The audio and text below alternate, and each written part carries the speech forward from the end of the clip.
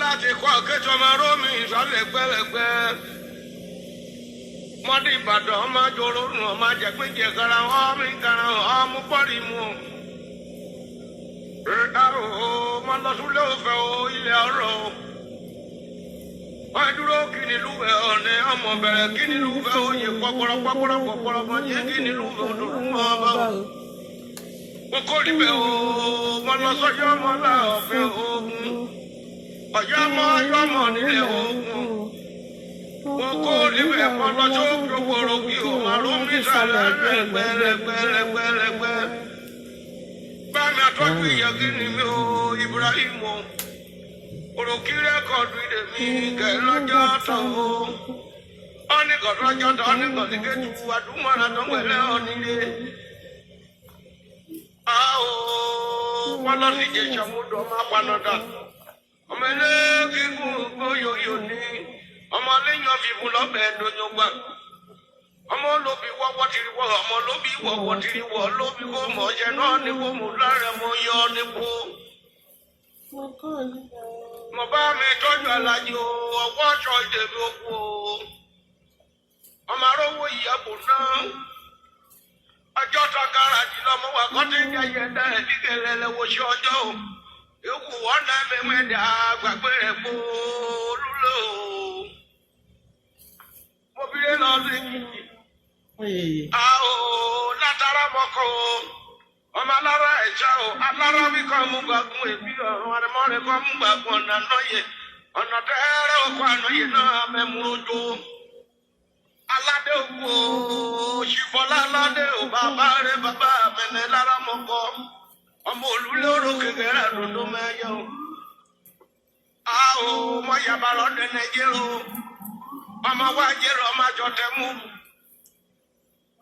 Ọmọ wa jẹ́rọ ọmọ àjọ tẹ̀mú ro. Ọmọ olómi méjì kọ́lá àdúgbà àlejì kọ̀ọ̀kan ẹ̀ yàrá ní ọkọ̀ jí ọmọ ọkọ̀ bá dẹ́gẹ́ ìyẹ̀rọ gbó.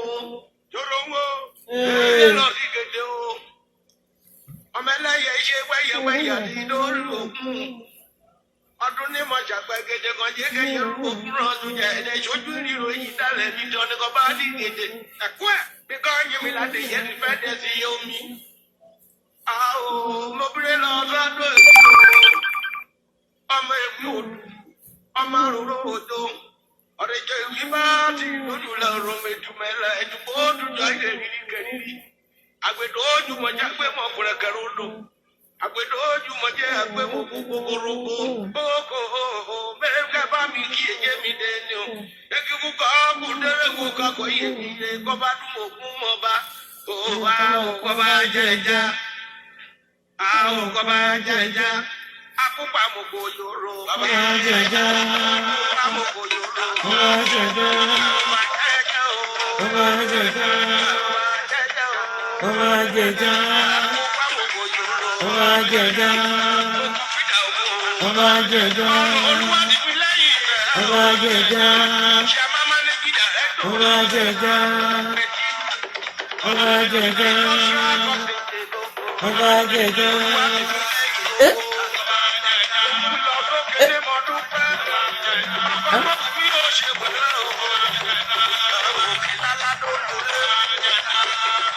Yeah, thank you, our late father, Àbáríyá Elémùrè Ògúnyẹmí. Ṣeré, nǹkan tẹ́ ṣe sílẹ̀ kò bàjẹ́. Yes, ọ̀nà làwa náà ta tún tẹ̀lé àwọn ọmọ yín. Ṣé gan ni. Today, my name is Princess. Welcome to my channel, Yoruba American Comedy. This is a Yoruba channel. A tún máa ń sọ òyìnbó pẹ́pẹ̀pẹ́ lẹ́ẹ̀kọ̀ọ̀kan títorí nǹkan tó bá ṣẹlẹ̀ nílùú aláwọ̀ funfun a máa ń túmọ̀ tó bá ṣẹlẹ̀ nílẹ̀ Yorùbá a máa ń túmọ̀ sí èdè Gẹ̀ẹ́sì. Ìdí ẹ̀ la fi pè ní Yoruba American Comedy.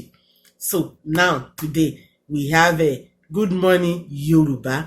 Reason tá fi gbé ètò yìí kalẹ̀ ni wípé gbogbo ìlú tó kù ló ní good morning America, good morning Nigeria, good morning London. So now we have good morning Yoruba. Are we happy for that? Yes, we should be happy. Thank you. So today àwọn nǹkan tá fẹ́ sọ nídìí nǹkan tó wà ní ìdí Good Morning Yorùbá, àwọn èdè wa, àwọn àṣà wa, a fẹ́ kó parun, a fẹ́ kó máa tẹ̀síwájú torí àwọn ọmọ wa tó ń bọ̀ lẹ́yìn, ọ̀pọ̀lọpọ̀ wọn gbédè, wọn lè sọ ẹ káàárọ̀, òyìnbó ní ṣáá ní gbogbo ìgbà, ẹ kí wá ní àwọn ọmọ tiwọn náà wá fẹ́ bá ń lẹ̀. So nsìnyí a láti máa fi kọ́ àwọn ọmọ wa ní àwọn èdè wa, àwọn èdè ẹnu wa, kán máa gbọ́ Yorùbá. Àwọn ọmọ mi gbọ́ Yorùbá, wọ́n dẹ̀ ń sọ, torí èmi Èkìtì ni mo ti wá, àwọn ọmọ mi ń sọ Èkìtì, wọ́n dẹ̀ ń sọ Yorùbá. So lénìí à ń lọ sí ìlú wa ní Èkìtì Kété. Ìyẹn Èkìtì Kété ìyanra o, ìyẹn àbámi, ìyẹn yé mi o, ikú ọjọ́ mẹ́ta o, ṣáàlà ní ṣe o, adẹ̀kù ọdún, ẹ̀mí wa ṣọ̀pẹ́, ọdún náà ti ń bọ̀ gẹ̀gẹ̀gẹ̀ báyìí lórúkọ Jésù, lágbára Ọlọ́run, lágbára ànábì, lágbára Ọlọ́run gbogbo wa, àní bọ́dún lọ o, àṣàmọ́dún lágbára Ọlọ́run. Ojú wa ló tún máa rí December tó bá tún máa rí December ló rọ rẹpẹtẹ lórúkọ Jésù. Àdẹ̀ní gbọ́mọ sí, àní gbọ́kọ sí, àní gbáya sí. Nínú ọdún yìí gbogbo ògo wa tó ti sọnù a máa tẹ̀ wá lọ́wọ́. So ẹ̀yin Èkìtì, ẹ ṣé mo dúpẹ́, ẹ bá mi farabalẹ̀, ìjáde ìbá mi wọ́ tẹ̀tà kí n mú dílé, torí mo fẹ́ mọ̀rọ̀ ọmọ lọ́rọ̀ kí n máa bá yín sọ. Mo fẹ́ bẹ̀rẹ̀ láti àwọn Èkìtì, bí bàbá wa ṣe pé àwọn Èkìtì yẹn tán ti pé àwọn ìlú yẹn léraléra, mi ní lè máa Èkìtì tí mi bá lè dárúkọ lénìí, ẹ má bínú. Àwọn Èkìtì ta ní lọ́dọ̀ wa ta fẹ́ dárúkọ wọn lénìí, ó ní wípé a bẹ̀rẹ̀ láti Ìfàkì, Ìgbólé, Ìgèdè, Ìgógó, Ìjàn, Àìsẹ̀gbá, Ayédè, Èmùrè, Ìjẹ̀rò, Ìlàwẹ̀, Ọ̀tún Èkìtì, Ayétòrò, Èrìò, Ẹ̀rìjìyàn, Ìjẹ̀ṣà Iṣu, Ẹ̀pẹ̀, Òsùn Èkìtì, Ìkórè Èkìtì, Kọ̀lé Èkìtì, Ìgòsì Èkìtì, Ìlúpéjú Èkìtì, Ìtàpá, Ìpotì Èkìtì, Ọ̀sìn Èkìtì, Adó Èkìtì, Arámọkọ Èkìtì. You see, we are so lucky in that place. I'm so proud to be an Ekiti Dora, because anywhere I hear Ekiti language, oh my God, it's like I want to go back home, you know. Gbogbo èdè yẹn máa ń jẹ́ kí ló máa ń inspire mi gan, inú tínú bá ń bí mi tẹ́lẹ̀ tí n bá gbé Èkìtì kí alára mi máa yá. So tí n bá ní ọmọ Èkìtì tó kọjá lẹ́mọ́ ní àyín òkun èèyàn ara o, because we love each other. A fẹ́ràn ara wa gangan lÉkìtì, a kì í bára wa jà, because omi kan náà lájọ mu, oúnjẹ kan náà lájọ ń jẹ, gbogbo nǹkan náà lájọ ń ṣe papọ̀, and we are very very intelligent people, very very honor, a kì í parọ́, a máa ń sòótọ́ ọ̀rọ̀. Ìbínú wa 30 minutes, lẹ́yìn 30 minutes ó ti lọ, ìtókù ayọ̀dẹ ni. So we Ekiti people, we are very very good. And then àwọn èdè wa, ẹ má jẹ́ ká sọnù ẹ̀jọ̀, ẹ jẹ́ ká kọ́ àwọn ọmọ wa ní èdè wa. Tán bá mọ èdè wa, anywhere tá a bá lọ, àwọn ọmọ yẹn wọ́n á máa gbé wa níyì pé àbí táwọn ọmọ bá lọ, wọ́n á gbé wa níyì pé obìnrin yẹn dẹ̀ kọ́ àwọn ọmọ ẹ̀, ọkùnrin yẹn kọ́ àwọn ọmọ ẹ̀ lédè ilé, kán má gbàgbé ilé. Tẹ́ bá lọ sékòó, ẹ sọ Èkìtì, ẹ má ìmọ̀jẹ̀dẹ̀rín tì yín lójú. Bí irú èmi ń sìn báyìí, wọ́n bí mi sékìtì, ṣùgbọ́n Ilé Ifẹ̀ ni mo dàgbà sí, láti bébì náà ti gbé mi dé Ilé Ifẹ̀. So childhood mi Ilé Ifẹ̀ ni. So Ifẹ̀ yẹn ó ń ṣe fúrẹ́fúrẹ́ lẹ́nu mi. Èkìtì náà, mo lọ sí school lÉkìtì, mo lọ sí secondary school lÉkìtì, ṣùgbọ́n méjèèjì náà ni mo kó papọ̀ tí mò ń sọ, because bí téèyàn bá dàgbà sí, ó máa ń ṣe kókó ń gbà mí. Èkìtì jẹ́ kókó lọ́kàn mi gan, ó wà nínú ẹ̀jẹ̀ mi. So kò síbi tí mo wà, Èkìtì ní gbogbo behavior mi, everything mi Èkìtì ni. Ṣùgbọ́n ẹ̀yin èèyàn wa, ẹ jẹ́ ká kọ́ àwọn ọmọ wa náà. Tá bá ti kọ́ wọn, tán mọ àwọn èdè yẹn, tó di wípé tán bá fẹ́ change ọ̀rọ̀, tán fẹ́ sọ̀rọ̀ níta tí wọ́n fẹ́ kán mọ̀ pé ọ̀rọ̀ ara wọn ni wọ́n sọ, wọ́n lè sọ Èkìtì. Kò sẹ́ni tó máa tètè gbọ́ Èkìtì yẹn dáadáa lẹ́nu wọn, wípé nǹkan báyìí ni wọ́n ń sọ, láti fi wípé a ti fẹ́ sọ̀rọ̀ ara wa, fẹ́ múnú ara wa dùn. Ǹjẹ́ ọmọ ní ìjẹun sọ Èkìtì o, ìyẹn mọ̀ bà, ẹ mọ́ jẹ̀dẹ̀rín tì yín lójú o. Ìyẹn Èkìtì, Adó, Ìjẹ̀rò, ìmọ̀jẹ̀dẹ̀rín, ìmọ̀jẹ̀ tì yín lójú o. Èdè tó dá ní, èdè kọ́lé ni mo ń sọ, because ibẹ̀ ni mo ti lọ sí school, mo ti lọ sí high school. So ó máa ń sweet létí gan ni. Ẹ̀yin tẹ́ máa ń ṣe eré tíátà, máa ń rí bẹ́ẹ̀ ṣe máa ń ṣe we love each all of you but ẹ kì í sọ èdè ìlú yín gẹ́gẹ́ bí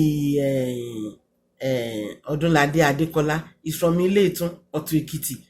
Mo ṣe ń gbọ́ Ọ̀tún Èkìtì lẹ́nu ọjọ́ mẹ́ta mo ní wow bàbá ti kúrò lẹ́gbàá ó ti wá sí Èkìtì well that is very good because àwọn ọmọ ẹ̀ máa follow ẹ̀ pé bàbá mi ti ń sọ èdè ìlú mi èdè wọn àwọn náà láti sọ èdè yẹn pẹ̀lú ẹ̀ kó keep it up it's not bad má ti jú pé òun jálù jápọ̀ stina ọjọ́ kan ló máa bọ́ sójú ọ̀nà I'm sure làwọn bàbá àti màmá ń sọ nulé ó náà ni bàbá làwọn òbí wa máa ń sọ fún wa ṣùgbọ́n ibi tá à ń gbé yẹn ó máa ń mú wa lọ́kùndùn ju ibi tí àwọn ìyá àti bàbá wa ti wá ṣùgbọ́n tá a bá tún rántí pé one day we are going back home nífẹ̀ẹ́ dédé ká ló máa sọ pé you know níbo ni you know ti wá ọ̀rẹ́ mi dẹ̀ no jù yẹn sẹ́gbẹ̀ẹ́ kan ó ti dé Èkìtì anywhere tó bá wà máa sọ Èkìtì ẹ̀ ó máa kan wà ó máa ń sọ Ifẹ̀ tẹ́lẹ̀ nínú tíátà kò sọ ọmọ kó máa ẹ̀yin òwò Jẹ̀bú ni tí Jẹ̀bú bá ju Ìjẹ̀bú tí báyìí ó máa ń bí mi ti ẹ̀ ń sọ ọmọ Ìjẹ̀bú máa ń múnú mi dùn pé at least Yorùbá nìyẹn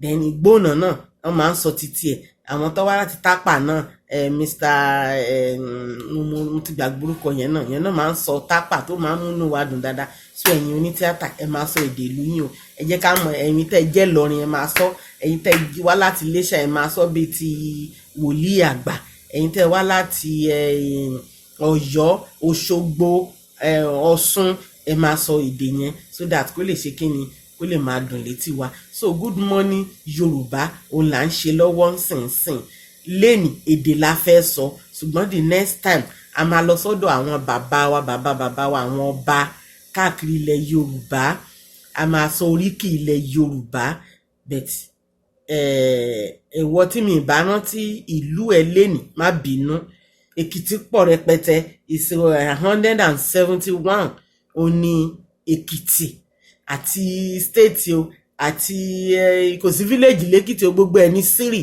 yes so I want you to know that no village in Ekiti so we are all Siri town Siri so gbogbo yín ó pọ̀ mi lè máa dárúkọ gbogbo yẹn tán so ẹ̀yin tí mi bá dárúkọ yín lè ní ẹ má bínú next time àti máa rántí gbogbo ìlú yẹn la máa dé ní kọ̀ọ̀kan a máa béèrè a mọ̀ pé Èkìtì láìkì iyán àtẹ̀fọ́ àwọn oúnjẹ míì tó wà tó jẹ́ oúnjẹ ìbílẹ̀ tó jẹ́ pé a sọ síta gbogbo ẹ̀ náà la máa ṣe àwọn aṣọ tí wọ́n ń wọ̀ àwọn ilé tá à ń gbé àwọn nǹkan tá à ń pè àwọn gbogbo nǹkan tá à ń lò gbogbo bá ṣe máa ń pè gbogbo ẹ̀ la máa débẹ̀ àtàwọn oríkì wa láti máa jẹ́ kí gbogbo ènìyàn kó mọ̀ jákèjádò pé Yorùbá we are takuntakun people takuntakun ẹ má bínú tí mo bá gbé Yorùbá àti òyìnbó papọ̀ mo sọ pé kọ́mẹ́dì ní ṣó yìí kọ́mẹ́dì ní àwa Yorùbá alágbára gan adé beautiful arẹwà adára bí egbin àtọkùnrin àtobìnrin wa àṣà wa rí ìṣìgan ní ẹni báwọn òyìnbó ṣe ń kó wa jẹ ẹ fẹ́ try bóyìnbó ṣe ń wa gbádá ni ẹ fẹ́ try bóyìnbó ṣe ń jó bó ṣe ń jó gángan tó ń jó gbogbo ẹ̀ papọ̀ ni ẹ jẹ́ káwa náà ká gbé Yorùbá wa lárugẹ á dára fún wa o nítorí wípé ibi tí Yorùbá ń lọ sìn àwa la máa jẹ́ the second nation lẹ́yìn America yeah I want you to note that down now pé yes Yorùbá will be the second nation so inú mi dùn pé mo jẹ́ ọmọ Yorùbá inú mi dùn pé mo jẹun wá láti Èkìtì kété Èkìtì inú mi dùn gan ni I'm so proud about that so ìyẹn ọmọ Èkìtì kì í lé abroad mo gbàgbé ilé o kété bí kì í bá tẹ́ yà ìrántí ilé ò bá mi rántí ìyá àbáni àti iye ní ìjàre o kọ́kàn ṣe dẹ́ẹ̀ ní bá mi wọn sí yan ẹ̀yin dáko ẹ̀yin jẹ́sú ebi pa àwọn ṣùgbọ́n tán bá ń gbúròó yín inú wọn á máa dùn ẹ̀jẹ̀ tó bá fẹ́ ru sókè kò ní ru sókè ó máa wálẹ̀ ní ọkàn wọn á balẹ̀ pa ọmọ mi ti jí pè mí láàárọ̀ yìí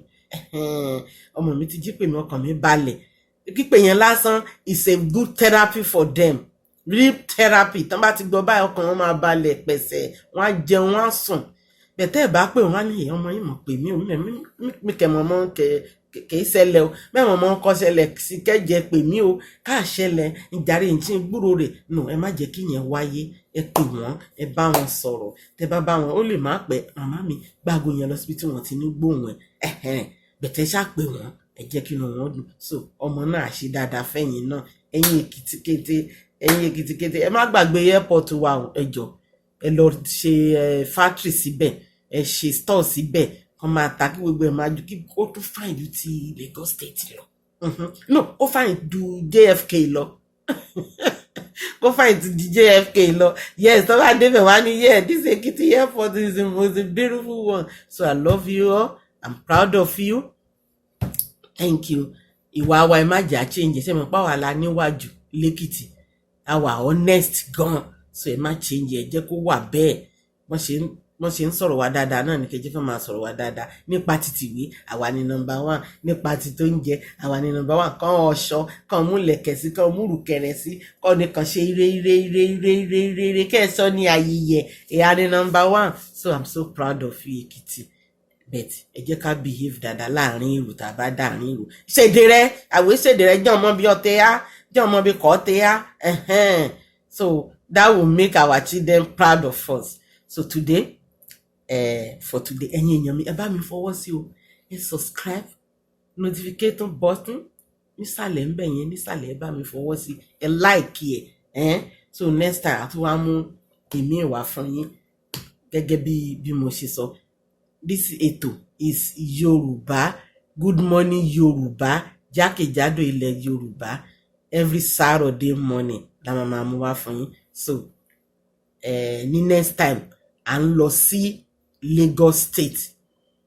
Lẹ́yìn ìgbà yẹn, à ń lọ sí Ọ̀ṣun, à ń lọ sí Ọ̀yọ́, à ń lọ sí Kwara, à ń lọ sí Kogi àtàwọn bẹ́ẹ̀ lọ láti lọ gbọ́ títẹnu wọn. But the next schedule tá máa tún ṣe tó jẹ́ episode tá máa ṣe ìyẹn ni Èkìtì, oríkì Èkìtì láti ẹnu àwọn bàbá wa, àwọn ọba bàbá ìyẹn Abámikété princess yín ló bá yín sọ̀rọ̀. Ṣáàjìrì ara ń jẹ́ o. Ẹ pẹ́ fún wa, ọjọ́ yín á dalẹ̀ fún wa o. Lórúkọ Jésù àwọn ọmọ náà ẹ ní gbé wa sí o. Ẹ ṣé, ó dìgbà. Orúkọ tèmi ọmọ yín princess ọmọ Èkìtì kété.